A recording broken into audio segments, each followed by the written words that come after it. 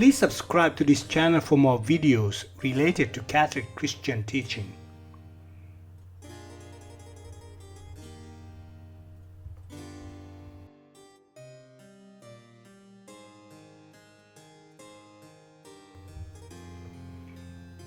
Arius taught that the Word had no human soul, but only a soulless body united with himself.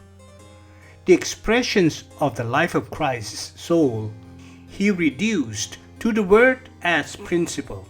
He believed that in this way he could prove that the Word was a creature.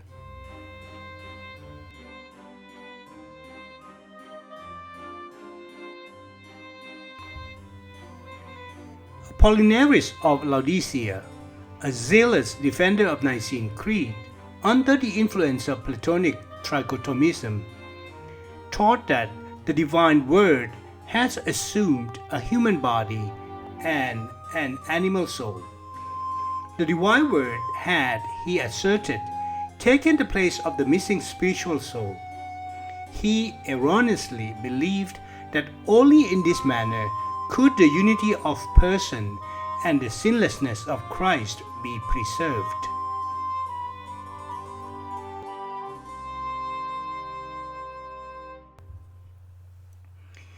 In theology, the tripartite view holds that humankind is a composite of three distinct components: body, spirit, and soul.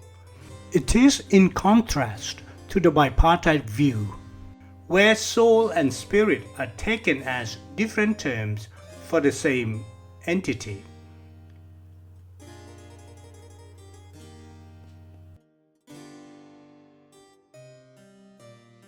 Apollinarius sought a positive foundation for his theory in John chapter 1.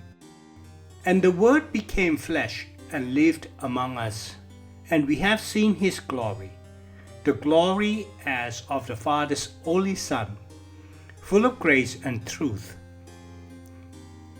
And in Philippians chapter 2, but emptied himself, taking the form of a slave, assuming human likeness, and being found in appearance as a human.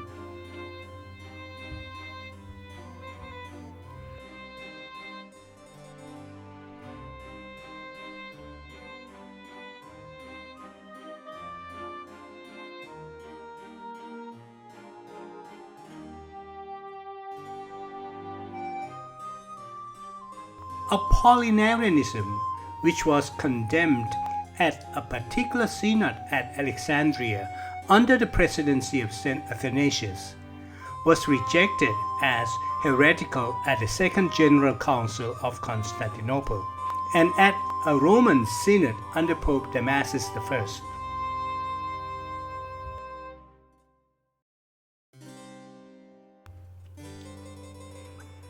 The Council of Chalcedon teaches concerning Christ's humanity.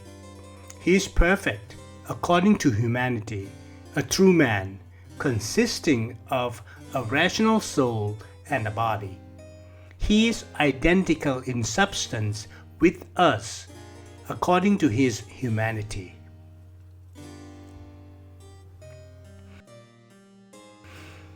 In conformity with the decision of Chalcedon, the Symbolum Quicumque confesses that Christ is perfect God and perfect man, subsisting with a rational soul and human flesh.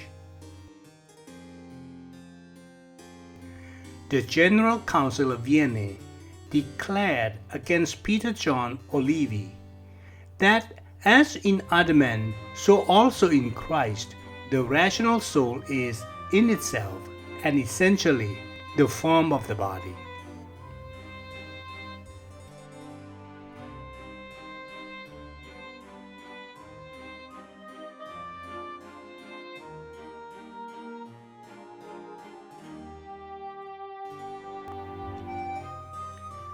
Jesus himself speaks of his human soul.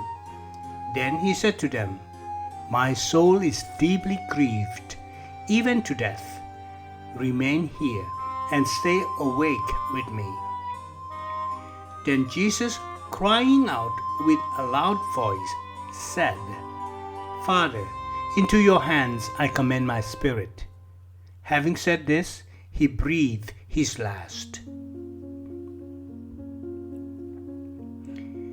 Sacred Scripture designates Jesus' death as the giving up of the Spirit.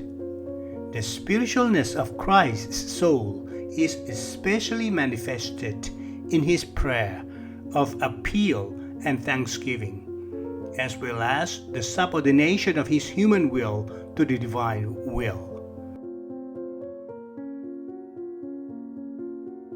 Not my will, but thine.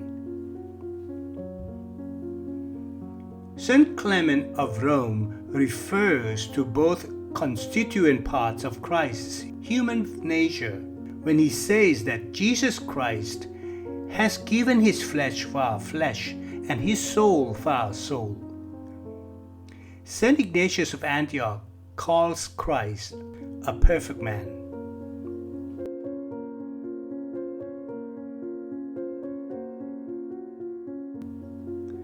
The fathers and theologians established the necessity of the assumption of a rational soul by Christ on the two axioms: that which is not assumed has not been healed, and the Word assumed flesh through the medium of the soul.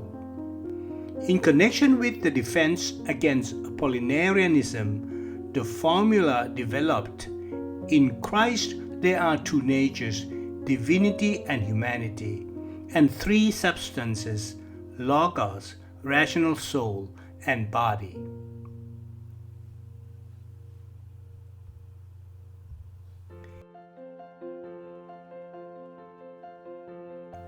Please go to YouTube Retimentality channel, playlist Doctrine of Jesus Christ the Redeemer for the complete series of these materials.